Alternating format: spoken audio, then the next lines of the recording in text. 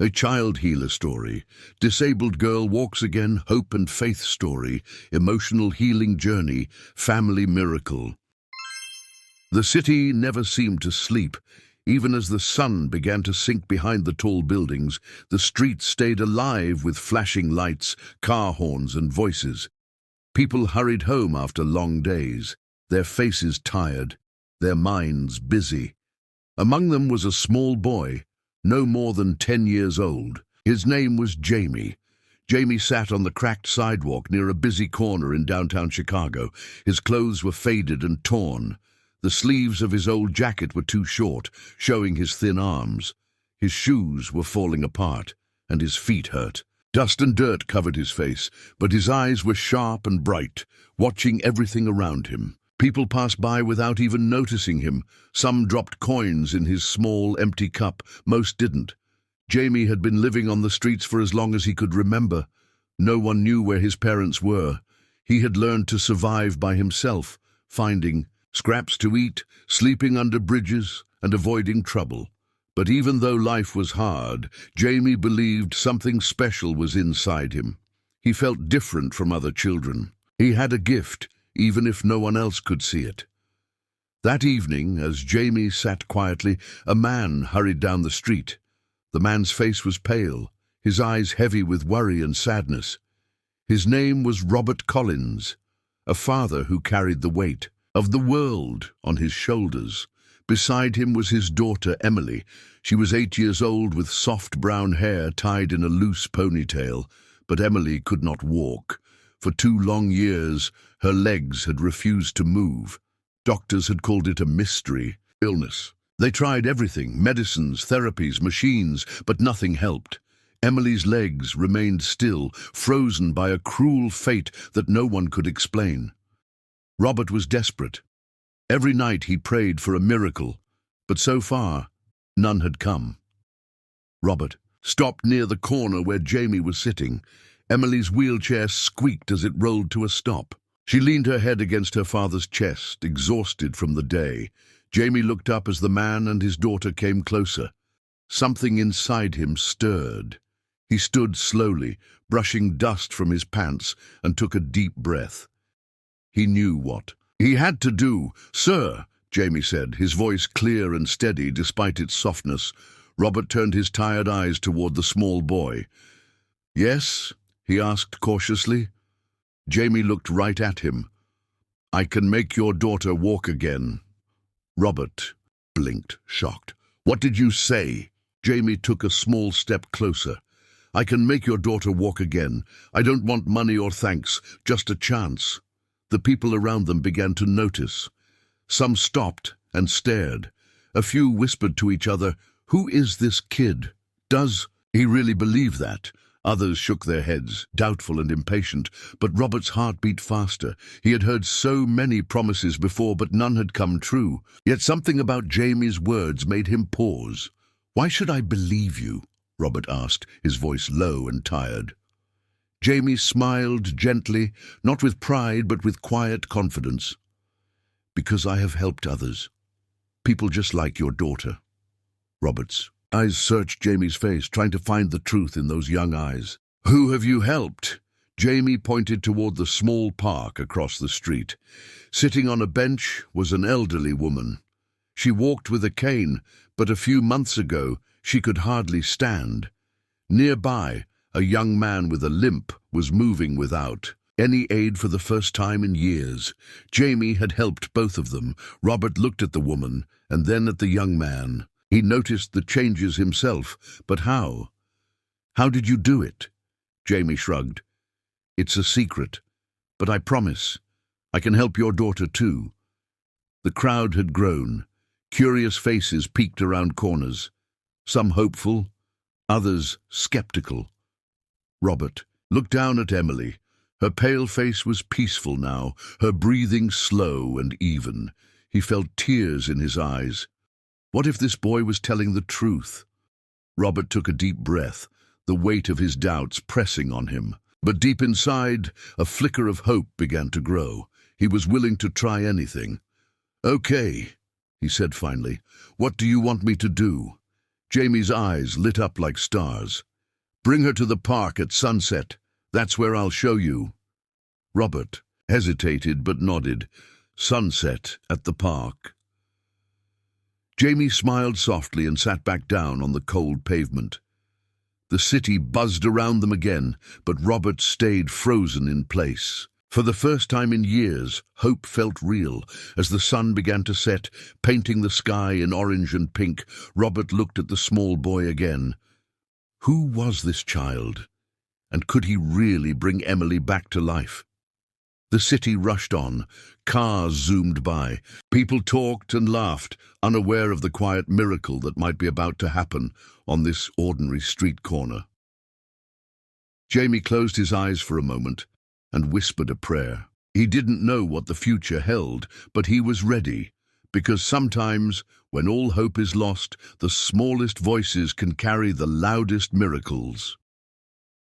Robert Collins walked slowly toward the small park, where he had agreed to meet Jamie and bring his daughter Emily. The evening air was cool, and the orange light from the setting sun made the city look softer, less harsh than during the day. He pushed Emily's wheelchair along the cracked pavement. She sat quietly, her big brown eyes watching the leaves flutter in the breeze. Her legs lay still, unmoving, just as they had for 2 long years. Robert's heart ached every time he looked at her. He remembered the day Emily stopped walking. It was sudden. One morning she got out of bed, but her legs wouldn't hold her. At first, doctors thought it was a sprain or injury. But days passed, then weeks. No change, no improvement. Robert had taken her to every specialist in the city. He spent thousands of dollars on tests and treatments. Physical therapy was a daily struggle, hours spent trying to move her legs, encouraging her to stand. But nothing worked. Emily's body stayed frozen, trapped in silence. His wife had left after the first year. She said it was too much to bear, that she couldn't watch their daughter suffer. Robert was left alone, caring for Emily, trying to keep hope alive. Many nights Robert cried quietly in the dark. He prayed for a miracle, but his faith was weak. Every morning he woke with a heavy heart. Now, here he was, pushing his daughter toward a small boy who claimed he could make her walk again. The thought was almost laughable. How could a ragged child know more than the doctors? But what did Robert have left to lose? He saw Jamie sitting on a bench near the playground. The boy's eyes met his as they approached. Jamie smiled warmly, as if he understood Robert's pain. "Thank you for coming," Jamie said softly. Robert nodded, unsure what to say. "Are you sure you can help her?" Jamie looked at Emily and then back at Robert. "I won't lie. It won't be easy, but if Emily believes, we can start." Robert looked down at his daughter. "She doesn't have much strength left," he whispered. "She's scared." Jamie reached into his pocket and pulled out a small, worn wooden charm. It was carved with strange symbols that glowed faintly in the twilight. "This belonged to my grandmother," Jamie said. "She taught me that healing starts with faith. This charm is a reminder to believe." Robert hesitated, then took the charm. It felt warm in his hand. "Now," Jamie said, "let's begin." Jamie asked Robert to help lift Emily from the wheelchair. At first, Emily's body was heavy, uncooperative. Tears filled her eyes, but Jamie spoke to her gently. "Close your eyes," he said. "Imagine your legs moving. Feel the strength inside you." Robert watched in silence as Jamie placed his hands lightly on Emily's knees. A soft warmth spread from Jamie's palms, and Emily's legs twitched. "It's a start," Jamie said with hope. The park was quiet now, except for the soft rustling of leaves. Robert felt a strange calm. For the first time in years, he dared to hope. But deep down, he wondered, was this truly a miracle, or just a child's wishful thinking? Only time would tell. The days after that evening at the park felt different for Robert Collins. Though Emily's legs still didn't move on their own, something inside her seemed to stir. A small flicker of hope, like a light in the dark. Robert watched Emily closely each morning. She was quieter now, less fearful. When Jamie visited again, he brought the wooden charm and a gentle smile. "Today, we try something new," Jamie said. "Faith is like a muscle. It grows stronger when you use it." Robert wasn't sure what Jamie meant, but he wanted to believe. He helped lift Emily from her wheelchair into a small chair Jamie had brought. The boy kneeled in front of her and spoke softly. "Close your eyes and breathe slowly. Imagine your legs moving. Feel the strength in them, even if you don't see it yet." Emily did as Jamie said. Robert saw her hands tremble a little. Jamie put his hands again on her knees. This time, a faint warmth spread through Emily's legs. They twitched ever so slightly. Robert's heart raced. "Did you see that?" he whispered. Jamie nodded. "That's the first sign. It's not magic, it's belief." The next days were hard. Robert pushed Emily to try moving her legs with Jamie's help. Sometimes Emily cried. Sometimes she was frustrated, but Jamie never gave up. Every day he repeated the same words. "Believe, believe in yourself." Slowly, little things started to change. Emily's legs twitched more often. She could hold her feet up for a moment. Sometimes she smiled when she felt the warmth.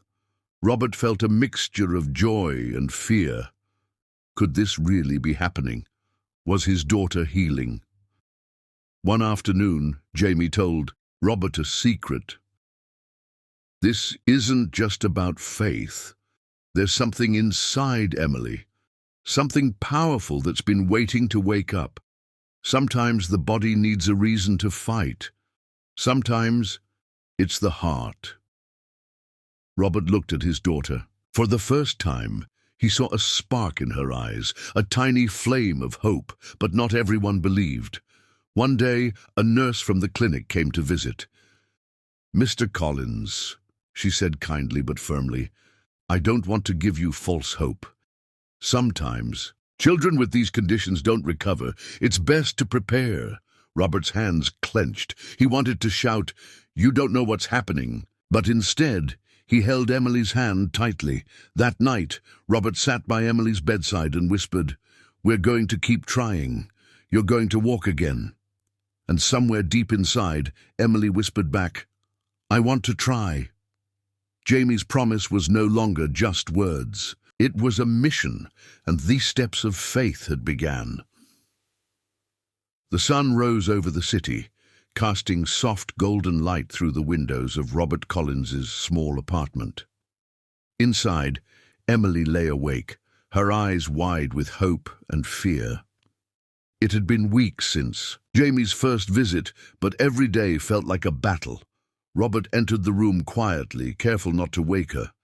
He sat beside her bed, holding the wooden charm Jamie had given them. The charm now rested on the nightstand, a small symbol of faith that had become their anchor. "Good morning, sweetheart," Robert whispered. Emily smiled weakly. "Dad, do you think I can really walk again?" Robert took a deep breath. "I believe you can. Jamie believes you can. And most importantly, you have to believe it too." Emily's small fingers reached for his hand, squeezing tightly. That day, Jamie arrived as usual, carrying a small bag with his few belongings. He looked tired but determined. "We'll try something new today," he said, setting down a thick blanket on the floor. "It's time for you to stand, Emily." Robert's heart pounded. Could she really stand? With Jamie's help, Robert lifted Emily gently from her bed to the floor. At first, her legs trembled. She cried out in fear, but Jamie's calm voice reassured her. "Trust me, I'm here." Jamie held Emily's hands tightly. Slowly, very slowly, Emily's legs began to straighten. She was standing, unsteady, shaky, but standing. Robert's eyes filled with tears. Neighbors passing by the window stopped to watch. For a moment, the city seemed to hush. Emily's legs wobbled, but she did not fall. "Keep looking at me," Jamie encouraged. "Feel the strength. You are stronger than you think." Minutes passed like hours, But Emily stayed upright. Robert clapped softly, overwhelmed with joy. "It's a miracle," he whispered. Jamie smiled but shook his head. "Not a miracle, just faith and effort. Your body remembers, but your heart must lead." Over the next days, Emily practiced standing, longer, taking small steps, while Jamie and Robert supported her. Every movement was hard-earned. Sometimes Emily stumbled and cried, but with each try, her confidence grew. Word of the small girl who might walk again spread through the neighborhood. People began to come, offering encouragement, gifts, and prayers. Robert, who had once been alone in his sorrow, now felt surrounded by hope. One evening, as the sun dipped low, Jamie placed his hands on Emily's knees again. Warmth spread like fire. Then, to everyone's surprise, Emily took a step. Just one step. The crowd gasped. Emily looked at her feet in wonder. Then another step. She was walking, not far, not fast, but walking. Tears streamed down Robert's face. "Thank you, Jamie. Thank you." Jamie smiled humbly. "She did it herself. I just helped her remember." The miracle had begun. Steps of faith had begun. After Emily took her first steps, hope blossomed like a fragile flower in Robert's heart. But with hope came doubt, from inside and outside. The small neighborhood buzzed with news about the girl who might walk again. Some people cheered, others whispered that it was just a trick of the mind or wishful thinking. Robert faced many questions. At the hospital, doctors shook their heads. "It's likely temporary," they said. "We've seen false recoveries before." Even some close friends warned him not to get too excited. "Be careful, Robert," they said. "Don't let your hopes break your heart again." At home, Emily was tired. Walking took every ounce of strength she had. Some days, her legs refused to move, no matter how hard she tried. She would cry in frustration, and Robert's heart would break anew. Jamie stayed by their side, patient and kind, but even he had moments of worry. He knew healing was not simple, and the road ahead would be long. One afternoon, after a difficult therapy session, Emily sat on the floor, tears rolling down her cheeks. "I can't do it, Dad," she sobbed. "My legs hurt, and I'm scared I'll fall." Robert held her close. "I know it's hard, Emily, but every step you take is a victory. You're stronger than you think." Jamie knelt beside them. "Fear is normal, but you must face it. Believe in yourself, not just for me, but for you." The days grew colder, and with winter approaching, Emily's progress slowed. The cold made her muscles stiff, and she often refused to try. One night Robert sat alone in the dark, staring at the wooden charm. He whispered, "Are we doing the right thing? Is this just a dream?" Suddenly, a knock came at the door. It was Mrs. Jenkins, the elderly neighbor who had once walked with Jamie's help. "I brought some soup," she said kindly, "and I wanted to remind you, miracles don't come easy." Her words struck Robert deeply. Maybe this was a test of faith, not just for Emily, but for all of them. With renewed determination, Robert decided they would not give up. Together, with Jamie's help, they would fight every doubt, every fear, until Emily could walk for real. Because sometimes the hardest battles come before the greatest victories. Winter had wrapped the city in a cold, silent blanket. Snowflakes drifted softly through the grey sky, landing gently on sidewalks and rooftops. The streets below buzzed with people rushing to stay warm, their breaths making little clouds in the frosty air. Inside a small, cozy apartment, a different kind of warmth glowed, one born not from heaters or blankets, but from hope. Robert Collins sat near the window, staring out at the snowy city. His thoughts were heavy, filled with worry for his daughter, Emily. She was tired from the day's effort, but there was a new light in her eyes that hadn't been there before. That light was the reason Robert refused to give up. Across from him, sitting quietly on a worn chair, was Jamie, the small boy who had changed everything. Jamie's eyes, bright and steady, looked at Robert as if he could see straight into his soul. "Robert," Jamie began softly, "I know you have questions." "Everyone does," Robert nodded. "Jamie, I need to understand. How do you do this? How do you help Emily walk again? It's more than just hope or faith, isn't it?" Jamie looked down at the wooden charm hanging from his neck, a small, carved piece of wood, worn smooth from years of handling. He gently touched it with his fingers before speaking. "My grandmother gave me this charm," he said quietly. "She was a healer, but not the kind you find in hospitals or clinics. She used the old ways, things passed down through generations of our family, ways that many have forgotten." Robert leaned forward, his curiosity growing. "What kind of ways?" Jamie's voice dropped, filled with reverence. She believed that the body and the spirit are connected. When one is hurt, the other suffers too. Healing isn't just about medicine or machines. Sometimes it's about waking up the spirit, the part of us that believes in life and strength. Robert remembered the many doctors he had visited.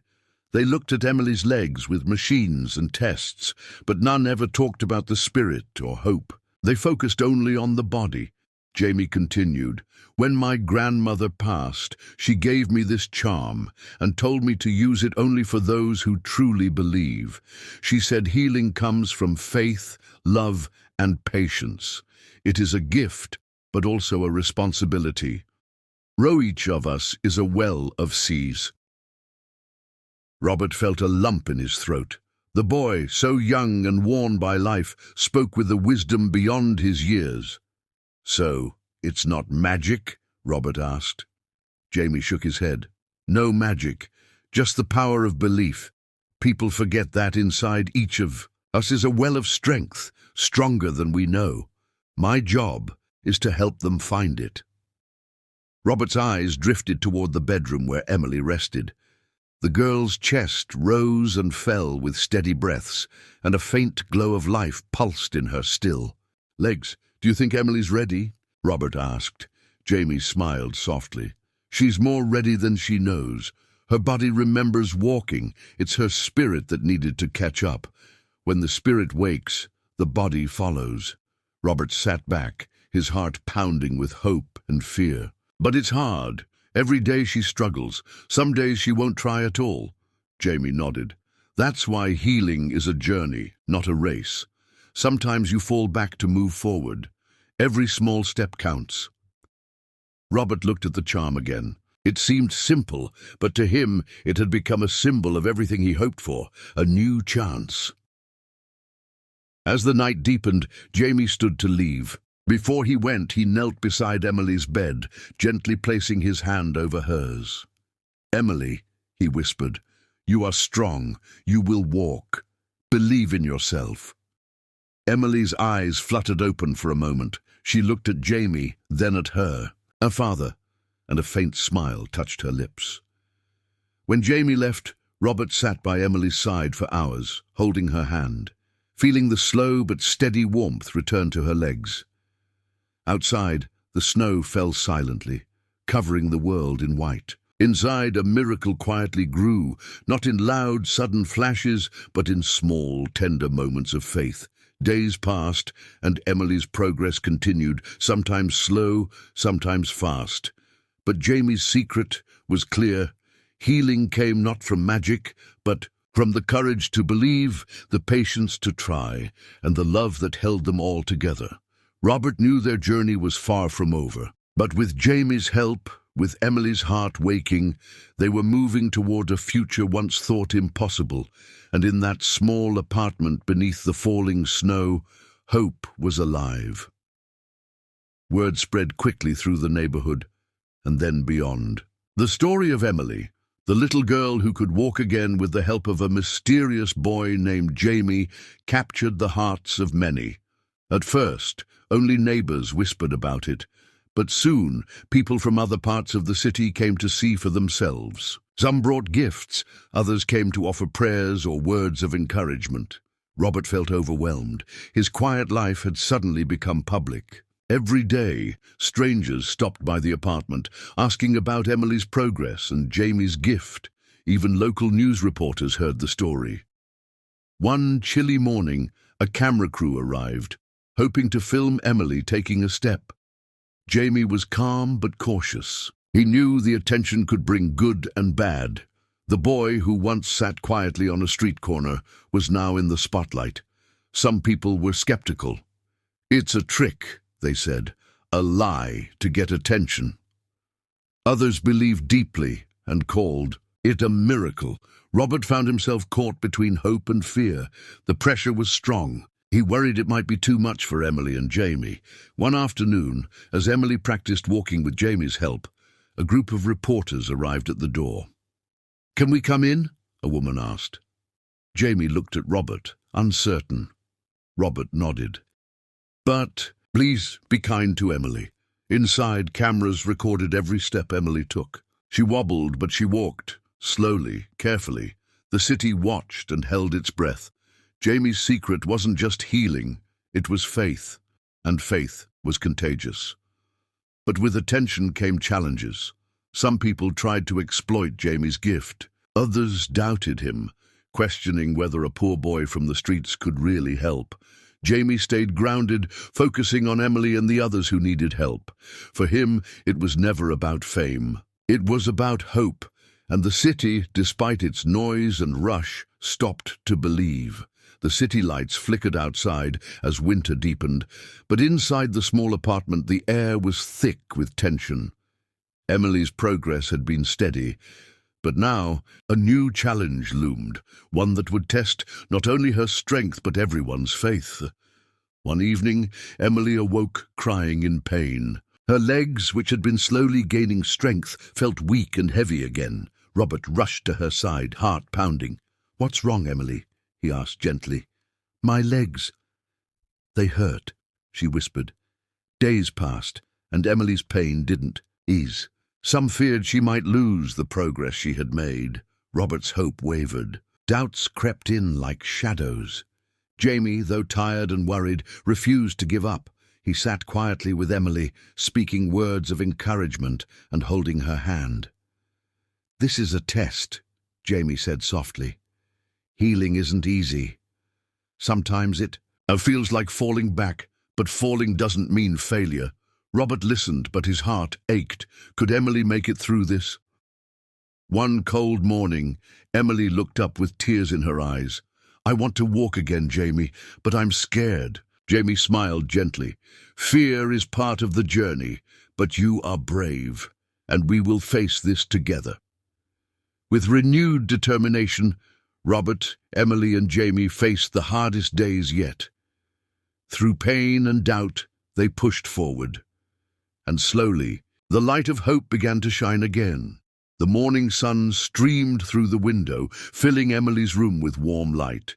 After weeks of pain and struggle, today felt different. Robert stood by the bed, watching his daughter carefully. Her eyes were bright, filled with a mix of fear and determination. Jamie was there too, sitting quietly on a chair. The wooden charm hung from his neck, a symbol of their journey together. "Emily," Jamie said softly, "today we take a big step." Emily nodded, gripping her father's hand tightly. With Jamie's help, Emily slowly sat up. Her legs trembled, but didn't give out. She stood shaky but strong. Then with great effort she took a small step forward. The room filled with gasps and tears. Step by step, Emily walked a few feet, then more. Her face lit up with joy and surprise. Robert felt his heart swell. For the first time in years, he saw his daughter walking toward hope. Neighbors, friends, and even strangers gathered outside the apartment, cheering quietly. Emily's steps were slow and careful, but they were real. Jamie smiled proudly. She did this, all of her. That day, the city witnessed a miracle born not from magic, but from faith, love, and courage. The days after Emily's first steps were filled with joy and wonder. Every morning, she grew stronger. Every evening, Robert watched proudly as his Daughter walked a little farther, her smile brighter than the sun.